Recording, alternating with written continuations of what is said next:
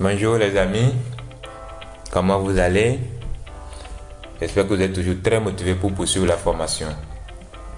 Dans cette partie, nous allons rapidement mettre en place la structure de notre projet Spring. Nous allons alors entrer dans notre projet et on va dans le dossier source main Java. On a déjà un package comme tuto.spring. Nous allons rapidement créer l'ensemble de nos packages du projet. Donc ça sera comme .tuto.spring. Donc pour information, le package comme .tuto.spring est le package père de tout le projet. Donc tous les autres packages doivent être sous ce package père. Ce qui fait que tous nos packages que nous allons créer auront pour racine comme .tuto.spring suivi du nom du nouveau package. Nous allons rapidement créer le package DAO. Nous allons aussi créer le package controller. Donc c'est la structure MVC que nous avons vu ensemble dans l'épisode passé. Après ça, il y a quoi? Les services.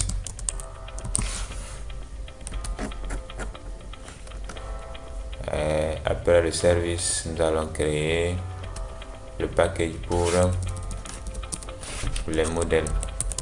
Donc les modèles, c'est quoi? C'est l'ensemble des classes que nous allons créer dans notre projet. Ça n'a rien à voir avec modèle, vue, contrôleur où on a parlé de MVC. Ici, c'est l'ensemble des classes et comme chaque classe a une correspondance dans la base de données. Maintenant, afin de pouvoir utiliser la puissance du polymorphisme que nous avons vu précédemment, nous allons mettre en place une méthode,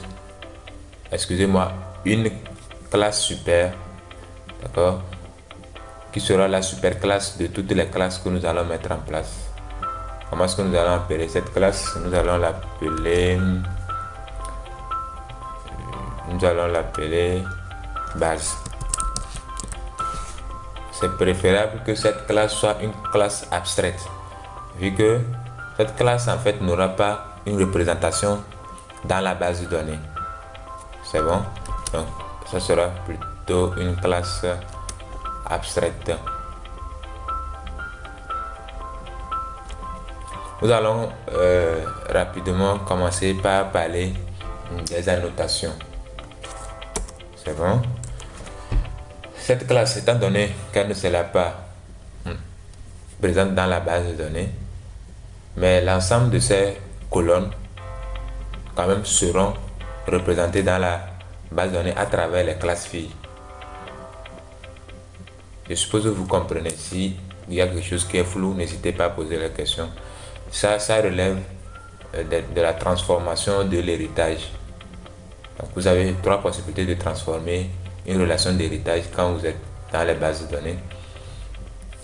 Et la transformation que nous allons opter ici, c'est que la classe mère disparaît au profit des classes filles. Donc dans l'ensemble des classes filles, nous aurons les colonnes de la classe mère. Pour dire à Spring que cette classe est une classe mère des autres classes, nous allons ajouter la notation @mapped superclasse. Superclasse. C'est bon. Et on va importer cette annotation de Spring. Donc c'est dans le package java.persistence.mappedSuperClass. C'est bon. Maintenant, quelles sont les colonnes qui feront partie de cette classe, ou quels sont les attributs de cette classe? Nous allons juste mettre un attribut. Comment on va l'appeler?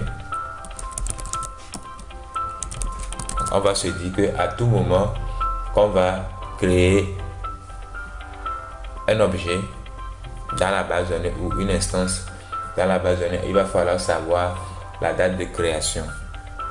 C'est bon? Donc ça sera la date de création. Donc, on va mettre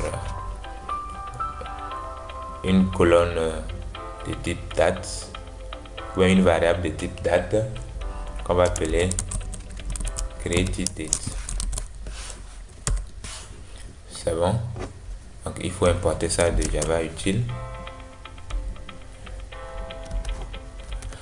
Maintenant, comme je suis en train de le dire, cette variable de la classe base sera représentée dans la base de données.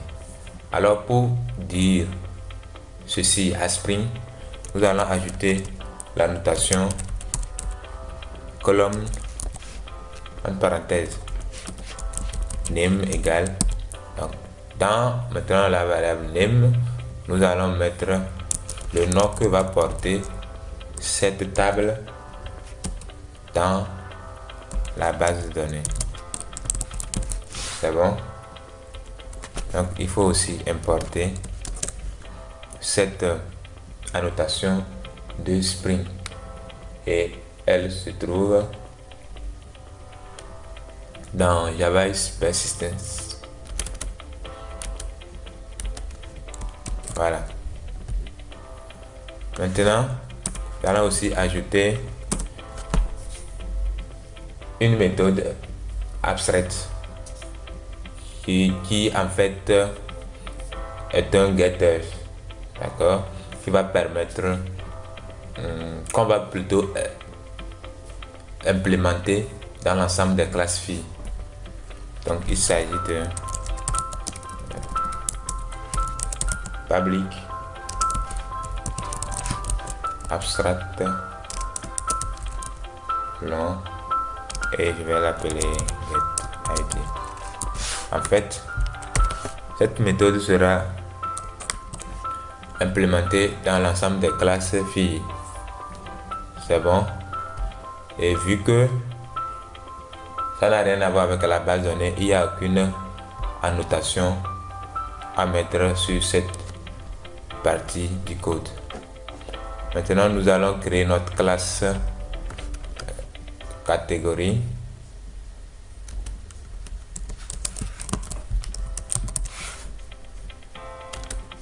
C'est bon. La classe catégorie, on va mettre extend base. C'est bon, voilà. Il est en train de dire qu'il faut redéfinir les méthodes. Donc, la classe catégorie a quel attribut? Donc, on a deux attributs, le ID et le name. C'est bon. Donc on a private long ID. Ça c'est le nom de l'attribut, et il y a aussi private string name. Alors, tous ces deux attributs ont une représentation aussi dans la base de données. Donc, on va en arriver. Maintenant, cette classe est représentée dans la base de données par une table. C'est bon? Donc, pour informer Spring de ce fait, nous allons ajouter deux annotations. Nous allons informer JPA que c'est une entité.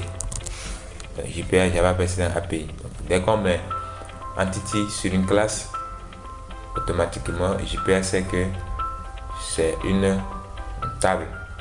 Donc ça est sa représentation dans la base de données. C'est bon? Et nous importons maintenant cette notation de Java Persistence.entity. Maintenant, quel sera le nom de la table dans la base de données? Là, nous allons mettre la notation @table entre parenthèses name égale catégorie. C'est bon? Voilà. Maintenant, quand nous prenons l'ID, dans la base de données, il faut que nous informons aussi JPA que c'est cette colonne qui joue le rôle d'ID dans la base de données. Bon, excusez-moi, on va importer aussi la notation table. Ah, c'est pas là. La notation table vient de Java Persistence. D'accord, ce n'est pas de Hibernate. On va prendre. Voilà. L'ID aussi doit être représenté dans la base de données. Et comme vous le savez, nous n'allons pas nous-mêmes gérer les identifiants des tables. Nous allons dire à Spring que cette colonne c'est un ID et c'est à la charge de Spring d'auto-générer les valeurs de cette colonne.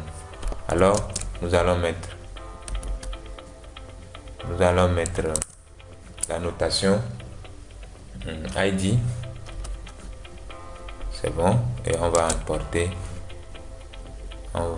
importer ça de Java Persistence, c'est bon. On va faire comme ça plutôt, comme ça ne veut pas, on va faire import.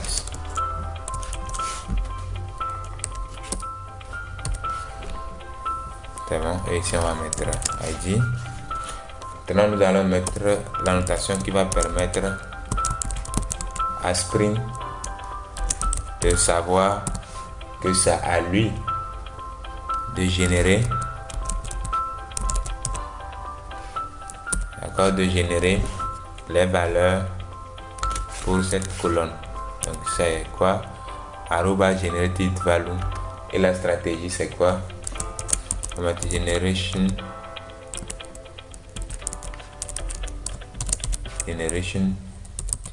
point identity.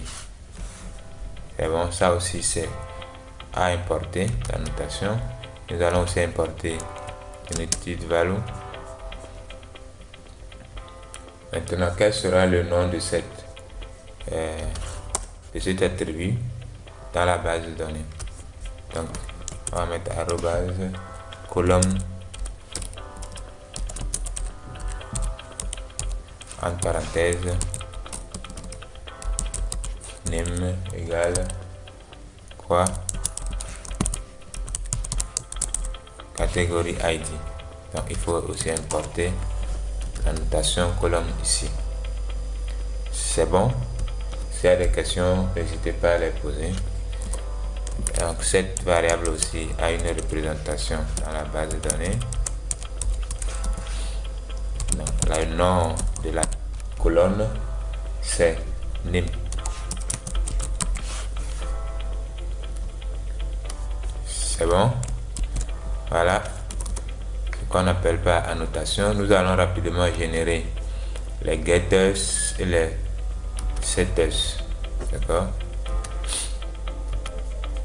Voilà, vous allez voir que ça ne nous souligne pas parce que quoi, il y a la méthode get entity, get ID plutôt, qu'on vient de redéfinir ici. Donc, vu que c'était une classe abstraite, nous sommes plutôt obligés de redéfinir cette méthode dans une classe qui n'est pas abstraite et qui hérite de la classe abstraite. Maintenant nous allons créer la classe product. Vu que vous maîtrisez, vous comprenez maintenant les annotations, c'est la même chose que nous allons répéter. C'est bon. Donc pour aller rapidement, qu'est-ce que je vais faire? Je fais comme ça, je colle, je change le nom ici. Bon, dès que je commence les copier-coller, ne soyez pas embêtés. C'est bon, ici ça sera product ID. C'est la même chose, name c'est la même chose. Maintenant nous aurons de nouvelles colonnes. C'est bon. Ça sera quelle colonne? D'abord, il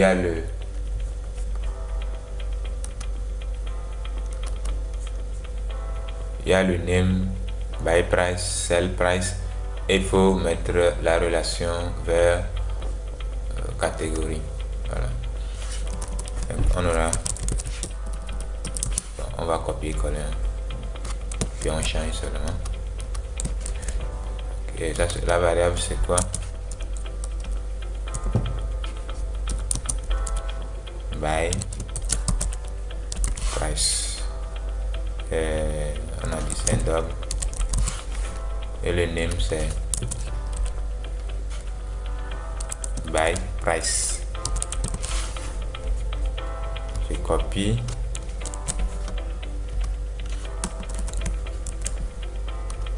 Ici, je vais l'appeler quoi?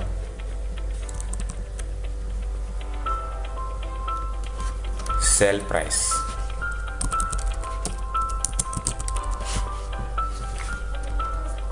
Voilà, maintenant nous allons mettre en place la relation vers la table catégorie. Donc, on va déclarer la variable d'abord, private catégorie, et on va l'appeler, cette variable sera appelée catégorie. C'est bon. Maintenant, pour dire à Spring que cette colonne ou cette variable est une relation many to one, d'accord? On sait que dans une catégorie nous avons plusieurs produits, c'est une relation many to one. Comme je le dis, nous allons mettre relation many to one. Ça veut dire quoi? Ça veut dire que many product to one category. Many product to one category. Quand nous allons importer aussi cette annotation, nous allons importer l'annotation. Donc c'est fait, l'annotation est importée. J'avais précisé many to one. Et maintenant il faut dire à Spring que c'est une colonne dans la base de données, et ce n'est pas n'importe quelle colonne, c'est une colonne de jointure name égale, donc il ira chercher la variable dans la colonne avec le nom catégorie ID. Est-ce que cette colonne peut avoir une valeur nulle? Oui. Nullable égale true. Donc il faut aussi importer la notation join colonne.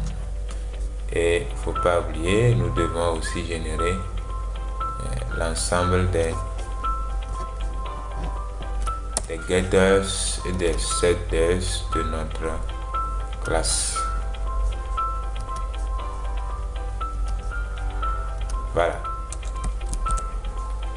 Ainsi, nous venons de créer l'ensemble des classes qu'il nous faut pour avancer avec notre projet. Certes, il reste la classe utilisateur que nous allons créer après, mais nous allons d'abord apprendre avec ces trois classes, et dès que les gens sont bien outillés, nous allons rapidement mettre en place la classe utilisateur. Et si c'est possible, vous pouvez devancer et faire l'exercice, mettre en place la classe utilisateur et faire toutes les opérations qu'il faut et poser les questions en attendant même que moi-même je fasse le travail. D'accord, ça c'est comme un petit exercice en fait. Donc c'est ça pour cette partie. Donc restez toujours connectés. Nous allons dans la prochaine épisode commencer la